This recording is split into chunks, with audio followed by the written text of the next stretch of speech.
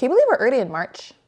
Well, we're not there yet. Today, this is February 20 something, late February. But I can't believe we're already making the budget for March. Time flies.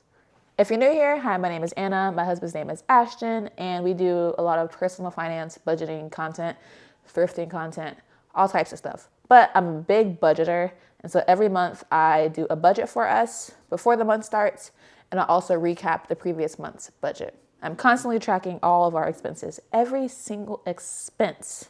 Exciting update. The budget sheet you'll see in this video that I'm using, I just launched as a new budget template, which I'm super excited about. What's special about this one is that one, it's categorical. So instead of just having like fixed and variable expenses, it actually breaks it down by specific categories. But my favorite part about it is that it automatically calculates all of your end of year totals.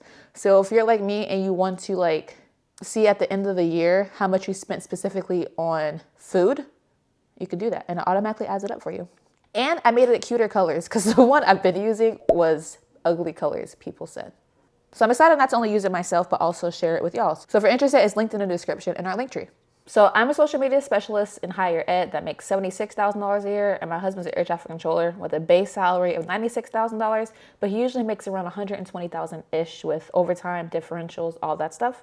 So starting off strong with the income category, I am projecting this as about what we make. My checks are always the same. I get paid twice a month, so the 15th and last day of the month, versus he's paid bi-weekly, so every 2 weeks. His checks are very variable depending on, like I said, overtime, if he's working overnight shifts, which he gets paid more for, Sunday shifts, all that stuff. So I'm putting his just around what basically like the minimum would be.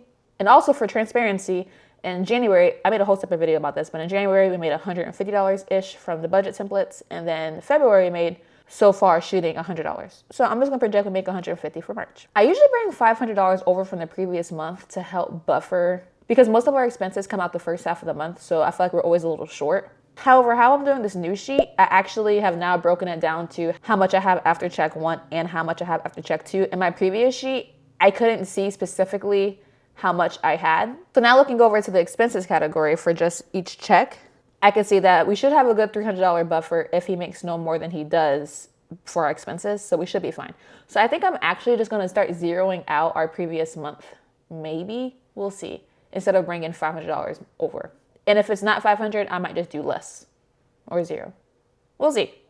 But for this sheet for today, I'm just basing this off the assumption that we bring $0 over. Also, new thing for my sheet, I forgot to mention, I'm adding in sinking funds. So people have always said, why don't you use sinking funds? Why don't you use sinking funds?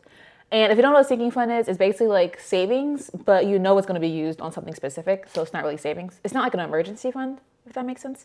The real reason I haven't been using it up until this point is because I like throwing all of my money at one thing. And so before it was our high yield savings account, trying to hit that 20,000 goal, which we hit last year. Now it's been our Roth IRA, throwing all extra money at that. And so it's kind of feel like if I put these extra funds in place, which will help me in the future, I'm like wasting money now and not putting it towards what I want to put it towards. So it's kind of a dumb logic, but I'm trying to change my thinking. So now I'm implementing sinking funds towards certain goals that I could put money towards. One being a travel sinking fund. We travel a lot. We have a big trip planned to Alaska later this year. And so instead of how I usually do it, which to be clear is no credit card debt, that's never how this works. But if the trip, let's say, is in October, and then I just kind of pay on things as it goes type of thing, which I'm still going to do. But then in October, if we spent $3,000 over there, then in my budget, I just spent $300,000 in October versus I could have allocated, let's say, $1,000 in September, $1,000 in August, etc. So I'm trying to do that more versus like just blowing a whole month's budget on one thing, trying to like space it out a little more. So I'll show you what my sinking funds are at the end because it's at the last category. So now I have 12 categories total. Starting off strong with housing category. So our biggest expense, singular expense, is our mortgage, which is $2,429, and we put an extra $100 towards principal, making that $2,529. Since it's snowing all day, every day in Connecticut where we live, our solar panels have been covered with snow, so they're not producing energy. So our usual $100 electric bill, we're scared now is going to be like exponential. We budgeted $300 for February, and it didn't come out yet. Like, you know, like the bills are always like a month later. And so now we're just going to budget $300 for March. Still hoping it won't be nowhere near that high, but just, you know, projecting it may be that high. All other housing expenses are pretty normal. We do budget additional $100 just for miscellaneous things like Ashton having to go to Harbor Freight for something. I just put $100 there for that because I hate having to add in every singular thing. So I'm projecting we spend $3,054 in housing for March. For transportation, and so in the last video I launched that we have a new credit card with Capital One Venture X. I'll make a whole separate video about that specifically, but I've been loving it. So we're now putting everything on that credit card and paying it off. Again, zero credit card debt here.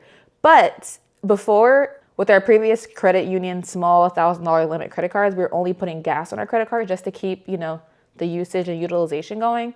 And so before, we always budgeted like $400 on the first half of the month when our credit card bills were due, and that was just for gas over the last month. But now we can actually have gas be regular, spaced out now because it's a normal bill that's going on our big credit card. Like everything else is going on our big credit card. So instead of us putting $400 for the first half of the month, I'm out evening it out to $200 for both halves of the month because I'm constantly paying on that credit card. For the second half of the month, Ashton has a car payment, $375. We're almost done with this. Only like $6,000 left on it, and it's pretty much all principal at this point. There's like really no interest even in it. Our car insurance is $132, and again, I'm budgeting $200 for gas. So hoping to spend $907 on transportation. So we budget $100 every 2 weeks for date nights, and that could be going to a restaurant, that could be an activity, etc. And we also budget just $30 a month for just getting random beauty hair care products. We bought so much in February. I tried a new hair routine. Tell me if you like it. I kind of like my hair now. New products. But I don't foresee us needing any more hair care products till like May or something. And then we also get fund money. So these accounts that I'm referring to, like our main account, is fully conjoined. All of our accounts are fully conjoined. However, we did get $200 of fund money, discretionary money that go into side personal fund money accounts, we call it, that we get to spend on getting my nails done, if I'm gonna get my hair cut, going to lunch with a friend, those kind of things. In addition to the $200, he gets to keep half of his overtime payments. And so it's only $200 right here because I don't know if he has overtime. Well, I technically do know if he had overtime. I haven't calculated all that. And so if he gets overtime, he gets to keep half of that payment. It's usually around $300 to $400 for overtime check, so $200 of that. And I also get to keep all of my freelance money. Big question I always get, why do you get to keep all of your freelance money if he only gets to keep half of his overtime? The main thing is that with the freelance, I have bills, web hosting fees, and like all these other bills I have to pay out of that the household is not paying for. And so it's not that much, but it does hit usually during the summertime every year. And I also don't freelance much. So I did freelance a lot in February for like my regular client, but then I might not do anything until July. And so it's very, very irregular. And most of it goes because I don't do it that much, just paying off those big expenses that come up during the summer. So I plan to spend around $630 on personal care. For pets, it's Blue's birthday this month. And so I don't have a specific plan yet, but I just budgeted $50 to birthday stuff for him. That's our dog, if I didn't say that already. His pet insurance is $72 a month and his dog food is $61. So I plan to spend $183 on pets. I hope to spend $0 in the medical category. I obviously can't foresee if something happens there, but there's nothing there right now. So we're going on a cruise soon. And so we need to get a hotel the night before the cruise. We might share it with our family or not. We don't really know what we're doing there. I'm just going to budget $200 for that. And the reason this is an expense in a travel category and not in the sinking fund is that I plan to spend this in March versus sinking fund money. I can spend whenever, if that makes sense. And I'm saying if that makes sense because I'm still trying to make it make sense to myself. So plan to spend $200-ish in the travel category. Loans, the only loan we have is Ashton's student loan, which is $243. He's on the public loan service forgiveness program. And so in 6 years, hopefully that will be wiped. Hopefully. It's like $22,000 now. Don't quote me. So I plan to spend $243 in the loans category. Food. I think in March, we're going to do like an Aldi challenge where we like don't go to Costco at all. We have spent outrageous money on groceries specifically so many months in a row. And it's getting to be insane. I've been following and saving all these Aldi videos on TikTok, and I think I'm going to make the jump in March. Wish me luck. And dining out, we budget $150 every 2 weeks. A lot of times we don't even hit this, but our normal dining out stuff might get pizza for $30 or something. What usually blows this one through the roof is going to a restaurant and eating, because that's easily $100. So if we don't go to a restaurant and eat, we never hit $150. If we do, we easily hit $150. So I plan to spend about $1,000 in the food category. Gifts and donations. And so we tithe 10% of our net income, which usually is about $440 or $450. Again, I'll update these numbers once Ashton's final checks actually come in. And starting last month, we're also giving $50 towards a charity of our choice. So we plan to spend $930 in the gifts and donations category. Subscriptions. And so this category is interesting to me because up until this is the second month without YouTube TV, which is like $93, insane price. The first month without NFL Sunday Ticket because I paid it off in February. And so I feel so free. However, at the same time, all these other subscriptions have been tacked on, including Linktree to sell the budget template, Canva to be able to sell another template, and then CapCut to be able to easily edit videos. And so like they're technically like business expenses. So when we do taxes, because now we're making money, I have to like figure out how to do all that. So business write-offs, but still annoying. It's not $100 like YouTube TV. Between YouTube TV and a full Sunday Ticket, it was like $150 something. So we're not there. But I don't know. So plan to spend $72 in the subscriptions category. Entertainment/play. So this is the last month of our pickleball membership. We're going to play outdoors very soon. I know I'm saying that when there's full-blown blizzard outside, but soon we're going to be playing outside.